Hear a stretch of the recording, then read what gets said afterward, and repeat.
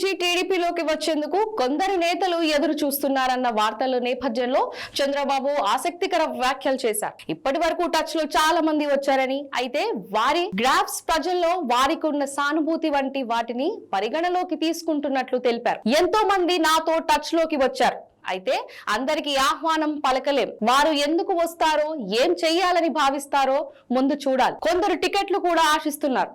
వచ్చిన వారందరికీ టికెట్లు ఇచ్చుకుంటూ పోలేం అని చంద్రబాబు వ్యాఖ్యానించినట్లు పార్టీ సీనియర్ నాయకుడు ఒకరు తెలిపారు. ఇప్పటికీ పొత్తుల కారణంగా చాలా మంది నాయకులను పక్కన పెట్టాల్సి వస్తుందని చంద్రబాబు చెప్పినట్లు తెలిసింది. తాజాగా పార్టీ సీనియర్ నాయకులతో ఉండవల్లిలోని నివాసంలో భేటీ అయిన చంద్రబాబు వచ్చే ఎన్నికలకు సంబంధించిన ప్రణాళికలను వారికి వివరించారు. మరో 56 రోజులు మాత్రమే ఎన్నికలకు గడువు ఉందని, ఇప్పటి వరకు ఎవరు ఏం చేశారు, ఎలా ఉన్నారో దానిని తాను పరిశీలించుకోలేదన్నారు. కానీ ఈ 56 రోజులు మాత్రం పక్కా ప్రణాళికతో ముందుకు సాగాలని పార్టీ నాయకులకు సూచించారు. ఇప్పటికే రా కదలిరా కార్యక్రమం ముగిసింది. ప్రస్తుతం శంఖారావం కొనసాగుతుందని, మరిన్ని కార్యక్రమాలకు రూపకల్పన చేస్తామని చంద్రబాబు చెప్పారు. పొత్తులు, కొత్త చేరికల వల్ల పార్టీలో ఇప్పటికే ఎంతో కష్టపడిన నేతలు రాజకీయ భవిష్యత్తుకు నష్టం జరగకుండా చూడడానికి ప్రాధాన్యం ఇస్తున్నాం. ఎవరు హట్ కాకూడదు.